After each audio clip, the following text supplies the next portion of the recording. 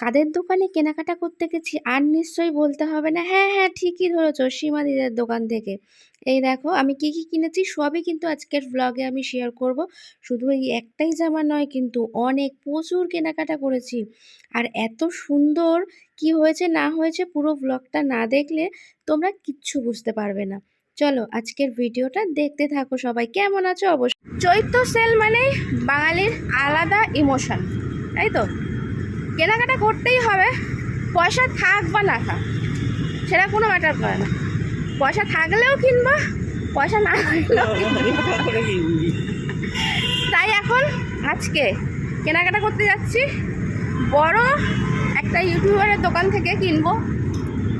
8 বছর দেখে এসছি কিন্তু কেনা হয়নি কোনো একটা কারণে, এবছর কিনবই। তা আমরা কোথা দিয়ে যাচ্ছি দেখো, বেলঘরিয়া এক্সপ্রেসের পাশ দিয়ে পুরো একদম মনে হচ্ছে পাহাড়ের ওপর দিয়ে যাচ্ছি। দেখো এটা কতটা ডাউন, আর আমরা কোথা দিয়ে যাচ্ছি। মা হাত ধরে রেখেছে, মনে হচ্ছে না সত্যি সত্যি পাহাড়ের ওপর দিয়ে যাচ্ছি। দেখো অনেকটা ডাউন, দেখো রাস্তা দেখলেই তোমরা বুঝতে পারবে। এখান দিয়ে আমরা এখন যাচ্ছি, চলো দেখতে থাকো। অনেকদিন পর এই রাস্তায় এলাম, সত্যি অনেকদিন পর এলাম, তাই না? আগে বেশ আসা হতো, এখন আর আসাই হয় না একদম। রাস্তার অনেক ডেভেলপ হয়েছে, অনেক আলো, অনেক কিছু হয়েছে, নতুনত্ব ফ্ল্যাট হচ্ছে,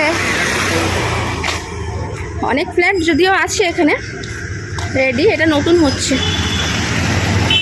গুটি গুটি পায়ে এসেই গেছি, দোকান কিন্তু একদম দেখা যাচ্ছে। চলো ভেতরে গিয়ে দেখি কি কি কালেকশন আছে নতুন নতুন।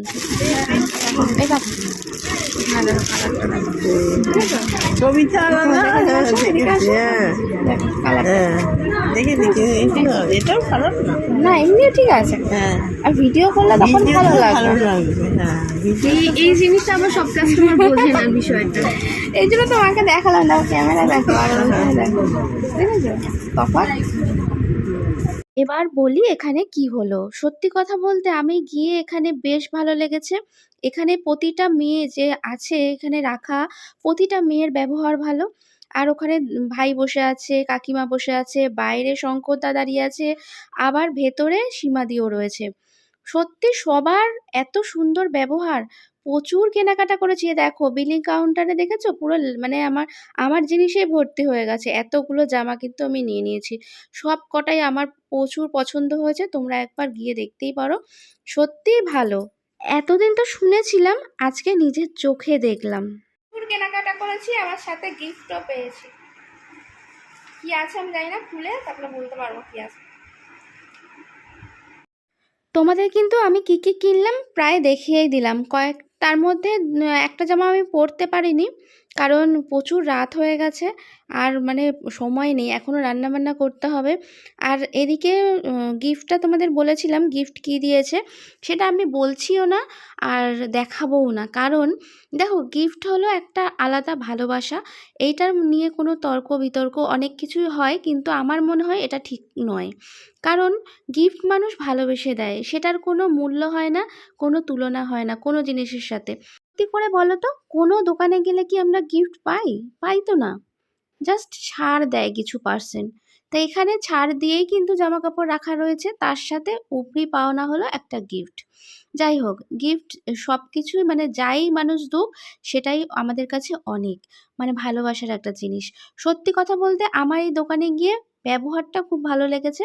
কারণ আমি প্রচুর দোকানে প্রচুর মার্কেটে ঘুরি, কলকাতার দিকেও দেখেছি, সব মলে ঠলে অনেক ঘুরে দেখেছি, কিন্তু এখানকার ব্যবহার আমাকে মুগ্ধ করেছে। এত বড় ইউটিউবার মানে মানুষকে দেখে সত্যি সত্যি এত বড় ইউটিউবার হওয়া কিন্তু চারটিখানি কথা নয়। তার ব্যবহারটা যদি ভালো না হয়, একদম মাটির মানুষ, আর এত বড় জায়গায় এসেও তারা সেই মাটির মানুষই রয়ে গেছে। সত্যি আমার খুব ভালো লেগেছে, মায়েরও খুব ভালো লেগেছে। আর জিনিসপত্রগুলোও কিন্তু একদম রিজনেবল দাম। এবার দেখো দামের ওপর কোয়ালিটি সব কিছুই তো একই হবে না, যেরকম দাম হবে সেরকম। তা আজকের মতন টাটা।